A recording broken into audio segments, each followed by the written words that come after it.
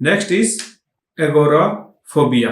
Agoraphobia, fear of open space, crowded place, or situation where escape feels difficult। क्या क्या चीज आ गई?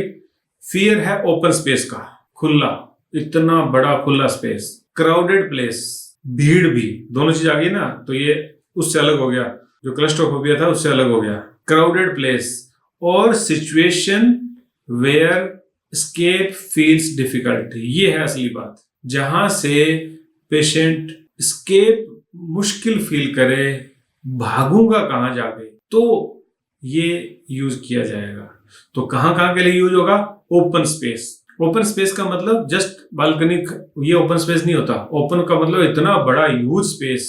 जैसे मान लो आप एक फार्म के सेंटर में खड़े हैं और आसपास कोई भी नजर नहीं आ रहा, इतना खुला स्पेस है, ये है ओपन स्पेस। सोच लो कि आप एक प्लेनेट पे हो, उस प्लेनेट पे आप अकेले हो, तो कहां जाओगे? तो डर नहीं लगेगा। वही बात है। क्राउडेड मार्केट्स जो होती हैं, जहां भीड़ भाड़, जैसे दिल्ली की मार्केट्स होती हैं, पब्लिक ट्रांसपोर्ट में, बस के अंदर, खास करके रूरल बसों में जैसे ठूस के लोग भर जाते हैं ना, ये वाली कंडीशन। इवन आप कहीं लाइन में लगे हो, जहां से लगता है कि अगर छोड़ूंगा तो मेरा नंबर कट जाएगा और खड़ा रहूंगा तो मैं घुटन फील कर रहा हूं, और भी कहीं वो अकेला रह गया है, बीइंग आउटसाइड अलोन, कोई भी उसके साथ नहीं है, इवन घर पे भी अकेला है ना, तब भी लगेगा उसको। तो यहाँ पे पेशेंट की फीलिंग होती है, अगर यहाँ पे पैनिक आ गया तो मैं भाग के कहाँ जाऊंगा, यानी कि मैं भाग ही नहीं पाऊंगा। ठीक है, पेशेंट ये बोलता है। तो फीचर क्या क्या हो गए? जैसे पेशेंट क्या क्या होगा, हमें डायरेक्ट ये आके नहीं बोल देगा कि मेरे को एगोराफोबिया है, तो वो पेशेंट घर में अकेला नहीं रहना चाहता, वो ऑफिस में नहीं जाना चाहता, वो अकेला ड्राइव नहीं कर सकता। तो ये है एगोराफोबिया। पेशेंट को अकेलेपन से डर लगता है, भीड़ से डर लगता है, ओपन स्पेस से डर लगता है, और हो क्या क्या जाएगा? पल्पिटेशन हो जाएगी, स्वेटिंग हो जाएगी, कांपने लगेगा patient, shortness of the breath हो जाएगी उसको। ठीक है, तो पेशेंट जो है उसमें अवॉइडेंस बिहेवियर आ जाएगा, कि वो इस तरह की सिचुएशन को अवॉइड करने लगेगा। वो पेशेंट ऑफिस नहीं जा रहा है, जाऊंगा तो रास्ते में कुछ हो गया तो क्या, रास्ते में क्या हो जाएगा, तो ये एंजाइटी होती है एक तरह की। तो अवॉइड करने लग गया, ना ऑफिस जा रहा, ना घर में अकेला रह रहा, ना मतलब ऐसे, तो ये अवॉइडेंस बिहेवियर हो गया।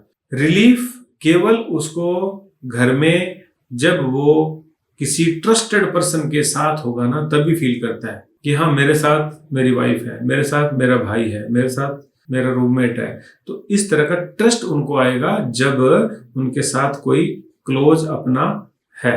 ये एक मेंटल कंडीशन है, डिजीज है, यू कैन से। इसको अपन आमतौर पे चाहे फियर कह दो, एंजाइटी या अवॉइडेंस भी कह सकते हैं। ये उनका कॉम्बिनेशन है। जब ये स्पेसिफिक हो गया तो हमारे पास इसका रूब्रिक बन गया, और हम उन लोगों के लिए ये रूब्रिक यूज करके उनको उनकी कंडीशन से मुक्ति दिला सकते हैं। इसलिए ये रूब्रिक को जानना जरूरी था। मेडिसिन के रूप में एकोनाइट, अर्जेंटम, आर्निका, कैलकेरिया, नेक्सोमिका और सीपिया। तो ये पेशेंट अर्जेंटम के होते हैं मोस्टली, जो अपने आसपास आर्निका, अर्जेंटम, कैलकेरिया कार्ब के पेशेंट होते हैं। मैंने शायद इनमें से कुछ दिया हुआ है उस पेशेंट को। नेक्सोमिका भी ऐसा होता है। तो अगर आप एगोराफोबिया को समझ लेंगे तो agoraphobia is the fear of open और crowded place where escape seems to be difficult। ये वर्ड है, escape seems to be difficult, often associated with panic attacks। Patient डर जाएगा, खुले में भीड़ वाले स्थान में जाने से डरेगा जहां से निकलना मुश्किल हो। ठीक है, तो खुले में से तो निकला ही हुआ है, लेकिन वो वहां पे अकेला है, इसलिए भी डरेगा। Next is air. एयर के बाद में, एयर जानते हो, एयर मैंने हवा। ठीक है, हवा, हवा का झोंका। इसके बहुत छोटे छोटे रूब्रिक्स हैं, इनको हम देख लेते हैं। Blowing on part through hole as if और फैंड एज इफ। ठीक है, air blowing on part through hole as if. कभी आपने सरकारी बस में सफर किया है? उस बस की खिड़की हल्की इसकी खिसक जाती है, जो होते हैं ना स्लाइडिंग, जो विंडोज के ग्लासेज होते हैं वो धीरे धीरे खिसक जाते हैं, और वहां से जो हवा आती है ना आपके ऊपर, खास करके सर्दी में तो बहुत फील होती है वो। ये ऐसी कंडीशन जब पेशेंट फील करे कि ऐसा लग रहा है मेरे कान पे ना यूं ठंडी ठंडी हवा चल रही है, ब्लोइंग ऑन पार्ट, यानी air blowing on part through hole as if, ठंडी हवा केवल एक पार्ट पर किसी एक होल से एज इफ आ रही है, और फैंड एज इफ, लगता है मुझे हवा का झोंका मिल रहा है लगातार। नेक्स्ट है एयर क्लियर ड्राई और cold weather aggravate, air clear dry और कोल्ड वेदर एग्रावेट, बहुत काम का रूब्रिक है। जो लोगों को सफरिंग विंटर्स में होती है, कोल्ड वेदर में होती है, डैम्प जो हो गया वो अलग हो जाएगा, लेकिन कोल्ड की बात है, डैम्प में अलग दवाई आ जाएगी। अभी जो चल रहा है ना ये फोगो का, ये डैम्प वेदर है। यहाँ पे एब्सोल्यूट ड्राई कोल्ड नहीं है, जहां बिल्कुल ह्यूमिडिटी कम रहे वो ड्राई होती है। क्लियर, अभी क्लियर नहीं है ना, अभी फोग वाला है।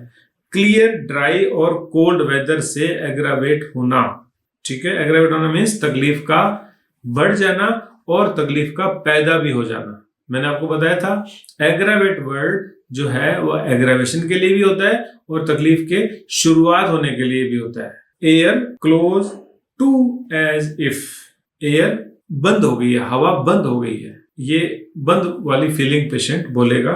सार्सापिल्ला is the medicine. Air cold as if, as if, यहां पे देखो एज इफ जो लिखा है ना, ये कोल्ड के बाद कोमा करके लिखा हुआ है, ऊपर भी ऐसे ही था, क्लियर ड्राई वेदर ऐसे करके, यहाँ पे कोल्ड एज इफ। तो अगर पेशेंट को एयर कोल्ड फील हो रही है तब भी, और कोल्ड नहीं है, एज इफ लग रही है, एज इफ में क्या होता है, रियली वहां नहीं है कुछ भी, लेकिन पेशेंट फील कर रहा है, एज इफ वहां यूज किया जाता है, ठीक है। कोल्ड एज इफ, तो दोनों के लिए हो गया ये, एज इफ है तब भी और रियली कोल्ड है तब भी। Air cold as if, air draft aggravate, draft किसको बोलते हैं, झोंका बोलते हैं ना, हवा लग गई, पसीना आया हुआ था, हवा लग गई, ठीक है। हवा का झोंका जब एक्सपोजर हो जाना, इसको ड्राफ्ट करते हैं, ये एग्रावेट करता है ना। तो सी विंड एग्रावेट, तो इसको विंड में देखेंगे। एयर हॉट एज इफ, जैसे कोल्ड एज इफ था, यहाँ हॉट हो गया, पेशेंट को लग रहा है कि हवा जो है वो गर्म है। एयर हंगर, एयर हंगर, सी ओपन एयर एम्लोरेट, वहां पेशेंट को लगता है कि हवा मिलनी चाहिए, बिना हवा की दिक्कत हो रही है, एयर हंगर हो गया वो। एयर हंगर फ्लैचुलेंसी विद, फ्लैचुलेंसी भी है पेशेंट को और एयर हंगर भी है, तब ये रूब्रिक यूज होगा। Air impurities full of as if, air impurities जो आजकल ये जो ना दिल्ली और इसके आसपास की जो है ना एयर, ये इम्प्यूरिटीज होती है। Impurities full of as if, इस सिंगल मेडिसिन से ठीक हो जाएंगे, ये डाउटफुल है, लेकिन ठीक है, रूब्रिक को हम पढ़ रहे हैं। पेशेंट को लग रहा है कि एयर में खूब सारी इम्प्यूरिटीज है। Inspiring cold, air inspiring cold, जो इंस्पायर कर रहा है वो एयर पेशेंट को कोल्ड फील हो रही है, ठंडापन लग रहा है, ठंडी सांस नहीं बोलेंगे, वो अलग है। ये जो सांस अंदर लिया, ये एयर पेशेंट को कोल्ड फील हो रही है, ठीक है। एयर इंस्पायरिंग कोल्ड एग्रावेट, जैसे ही कोल्ड एयर इंस्पायर करी, पेशेंट को फील हुआ ना कि ये कोल्ड थी, और ये कर गई उसको एग्रावेट, उससे उसकी तकलीफ बढ़ गई, ऐसा। Air inspiring cold ameliorate, cold air inspire करने से पेशेंट को एम्लुरेट हुआ। फील्स, केवल फील कर रहा है, lithium is the medicine. Air night और evening aggravate, air otherwise air is okay, लेकिन नाइट को और इवनिंग को एयर एग्रावेट कर रही है। एयर ओपन कूल एग्रावेट, यहां दोनों चीज होंगी, ओपन कूल, खुली हवा और वो भी कूल, क्लोज एसी वाली नहीं, ओपन कूल एग्रावेट, ठीक है, सिंपल है। ओपन कूल एम्लुरेट, ओपन कूल एम्लुरेट, उसके बाद में air open cool and in house both aggravate, ये हो गया वो वाला एसी वाला। ओपन कूल भी एग्रावेट कर रही है, इन हाउस वाली भी एयर जो कोल्ड है वो उसको एग्रावेट कर रही है। Air open ameliorate in room, air hunger etcetera, पीछे जो आया था ना एयर हंगर, वो ये है, जो पेशेंट को खुली हवा में जाकर के एम्लुरेट फील होता है, रूम के अंदर वो घुटन फील करता है, उसकी तकलीफें बढ़ रही है, इसलिए पेशेंट को एयर हंगर है। एयर माने हवा की भूख, यानी कि हवा चाहिए, मुझे हवा चाहिए, बहुत लोग आके बोलते हैं। बहुत लोग आके बोलते हैं कि मैं अंदर घुटन फील करता हूं, मुझे दरवाजे खिड़कियां खुली चाहिए। ऐसी पर्सनैलिटी के लोगों के लिए ये रूब्रिक है और उनके लिए ये ग्रुप ऑफ मेडिसिन है।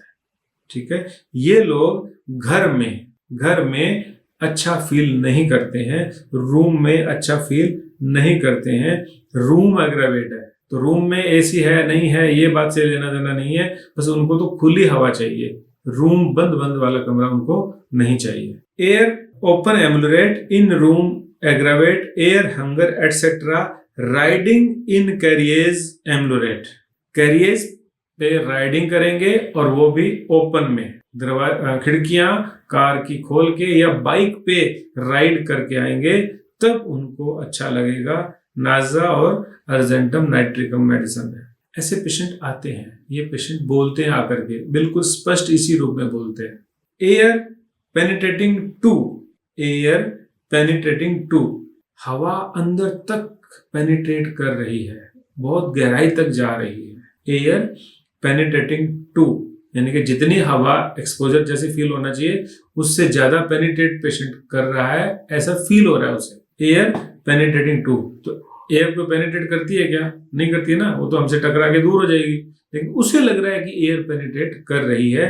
Calcarea cimicifuga colocynth. अब आ गया ये रूब्रिक एनसीआर का, नॉर्थ इंडिया का rubric. Air smoky coma as if, smoky coma as if, मैं कोमा जानबूझ के बोल रहा हूं।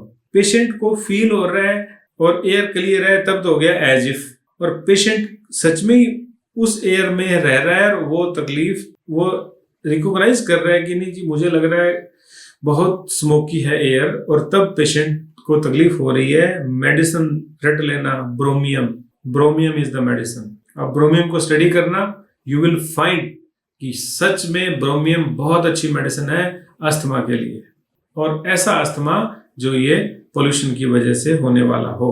दे के देखना, मैंने दे के देखा हुआ है। ठीक है, next medicine is berberis of course.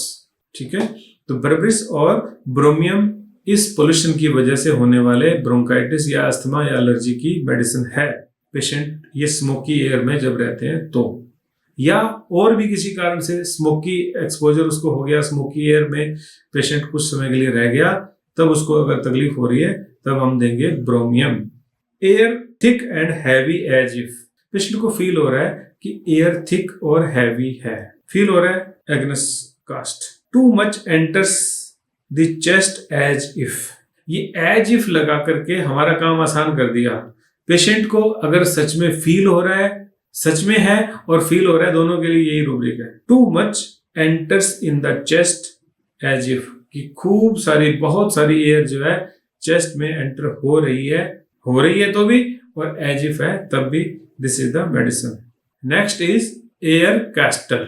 Air castle क्या होता है? एयर कैस्टल हवाई किले। हवाई किले तो जानते हैं ना, बिल्डिंग अनरियलिस्टिक प्लान्स, बनाते हैं ना कि लोग plan, and living in imagination rather than reality. Unrealistic plan बनाना और कल्पना की दुनिया में जीना, रियलिटी से दूर रहना, बहुत अच्छा रूब्रिक है। ऐसे लोग मिलते हैं, ये पर्सनालिटी का रूब्रिक भी है। और अगर पेशेंट को कुछ ऐसा डिसऑर्डर है जिसमें फैमिली के लोग बोलते हैं जी ये पता नहीं क्या ही सोचता रहता है। मेरे पास कुछ दिन पहले लेके आए थे किसी को, दोबारा नहीं आया, ऑफ कोर्स ठीक नहीं हुआ होगा जी, मैं तो पीएम ही बनूंगा और कुछ है ही नहीं, पीएम ही बनना है। कोई उससे रिटायरमेंट भी ले लिया, प्री मैच्योर रिटायरमेंट ले लिया, और क्या करते हो, कोई पॉलिटिक्स में हो? बोले नहीं, करते कुछ नहीं है। या तो पॉलिटिक्स में हो, मेहनत करे, कोई आइडिया उसके दिमाग में सच में हो, या देश दुनिया की कोई प्रॉब्लम को सोल्व करने का मादा रखता हो, कुछ तो होना चाहिए ना, रियलिस्टिक तो होना चाहिए। आज अगर केजरीवाल सोचे या कोई हमारे जो भी लीडरशिप है जो भी हमें नजर आती है, इनमें से कोई सपना ले रहा हो कि एक दिन पीएम बनूंगा, तो समझ में आता है वो तो कुछ भी नहीं कर रहा और प्रॉपर से नहाता धोता भी नहीं है। तो इस तरह के जो पेशेंट्स होते हैं इनको हम कहेंगे एयर कैस्टल्स। ठीक है, हवाई किले बनाना।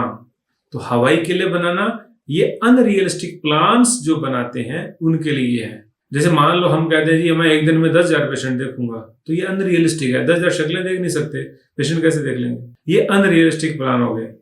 ठीक है, मैं कुछ ऐसा करूंगा कि दुनिया ऐसे नहीं ऐसे हो जाएगी, ये अनरियलिस्टिक है।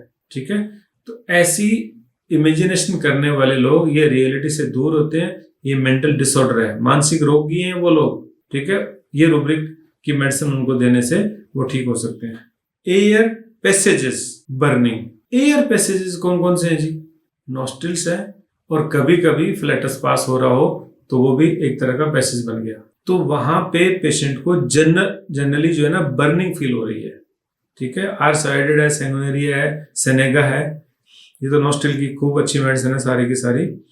एयर पैसेजेस नम्ब, सुन्न पड़ गए हैं, नॉस्ट्रिल सुन है, नम्ब है। Air sickness, aeroplane flying aggravate हम कर चुके हैं। एल्ब्यूमिनस ग्लेरी, सी डिस्चार्जेस, ठीक है वहां करेंगे, अभी नहीं बोलेंगे। नेक्स्ट इज एल्ब्यूमिनेरिया, एल्ब्यूमिनेरिया यूरिन में जब एल्ब्यूमिन पास होता है, नॉर्मली एल्ब्यूमिन पास नहीं होता है ना यूरिन में, जब भी एल्ब्यूमिन यूरिन में पास हो जाएगा तो ये रूब्रिक हम अप्लाई कर सकते हैं। एल्ब्यूमिनेरिया पैथोलॉजिकल कंडीशन है, प्योरली यूरिन की रिपोर्ट जो अपन कराते हैं ना रूटीन एग्जामिनेशन, उसमें आ जाता है। सब रूब्रिक में alcohol after abuse of, alcohol abuse करने के बाद में एल्ब्यूमिनेरिया हो गया हो। डिप्थीरिया आफ्टर, डिप्थीरिया के बाद। Heart disease from, heart disease से एल्ब्यूमिनेरिया हो गया हो। पीरियोडिकल, पीरियोडिकल का मतलब है फिक्स्ड पीरियड के बाद में हो रहा हो, रोजाना सुबह सुबह हो रहा है, हफ्ते में एक बार हो रहा है, फिक्स्ड पीरियोडिसिटी है, तो ये हो गया पीरियोडिकल।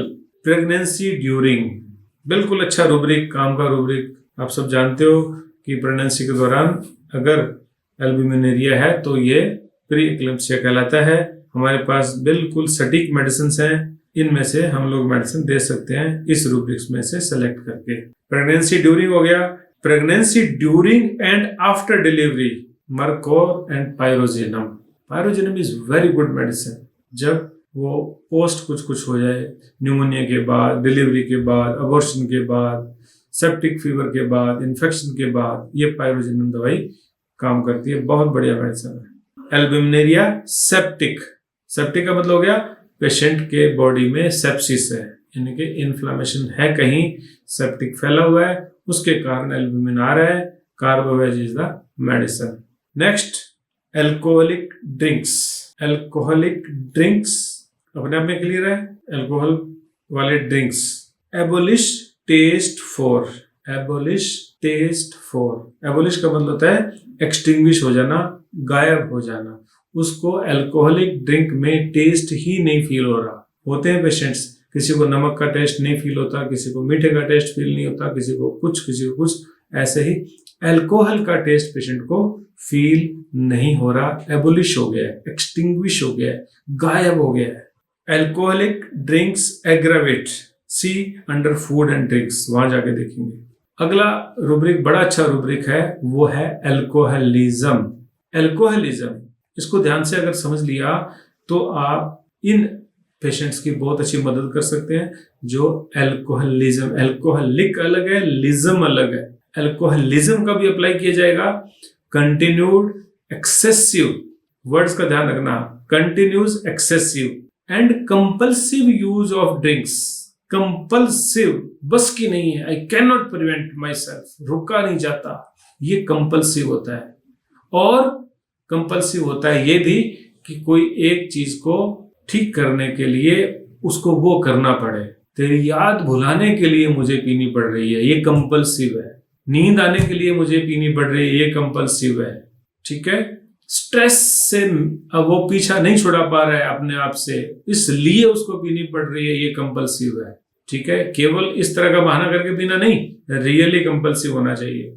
तो कंटिन्यूड एक्सेसिव और compulsive use of alcoholic drinks. Another definition, chronic, progressive, potentially fatal disorder marked by excessive and unusual compulsive drink of alcohol leading to psychological and physical dependency or addiction। जब dependency और addiction हो जाए, जिसको छोड़ नहीं पाए, बिना पिए वो रह ना पाए, ये कंपल्शन हो जाए, तब हम कहेंगे उसको अल्कोहलिज्म। छोड़ दूं तो छोड़ दूं, ना पीऊं तो ना पीऊं, ऐसे कहने वाले लोग अल्कोहलिज्म के नहीं होते। और कंपल्सिव का मैंने आपको बता दिया, इसको कंपल्सिव कहते हैं। ठीक है, पीनी ही पड़ना, कोई चारा नहीं है, नो एनी वे, सो नहीं पाऊंगा, रोता रहूंगा, याद आती रहेगी, ये वो जो भी, तो ये हो गया कंपल्सिव।